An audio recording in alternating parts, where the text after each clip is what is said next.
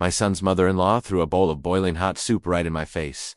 It was supposed to be a happy day, celebrating my son's engagement. Instead, I was in the emergency room, my face covered in second-degree burns.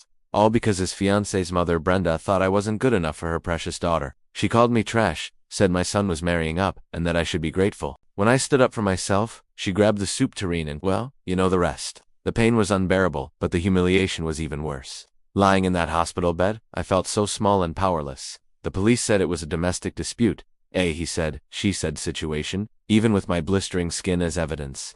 Brenda had powerful friends, and it seemed like she was going to get away with it. My son and his fiancée were caught in the middle, torn between their mothers. I almost gave up.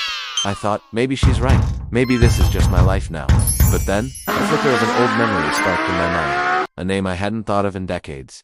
Years ago, before I was a mom, before life got complicated, I worked as a paralegal for one of the toughest, most brilliant lawyers in the city. We called him the Shark. We'd lost touch, but I remembered his promise. If you're ever in real trouble, you call me. My hand trembled as I dialed his old number, praying he'd even remember me. When he answered, his voice was the same calm, confident, and sharp as a razor. I told him everything. He just listened. When I finished, there was a long pause. Then he said 5 words that changed everything. Brenda picked the wrong fight. Suddenly, the tables were turned. The Shark didn't just file a lawsuit. He launched a full-scale investigation. He uncovered Brenda's shady business dealings, her history of bullying, and a trail of people she had wronged. The story hit the news. Her powerful friends vanished. Her reputation was in tatters. She ended up losing her business, her social standing, and a huge chunk of her fortune in the settlement.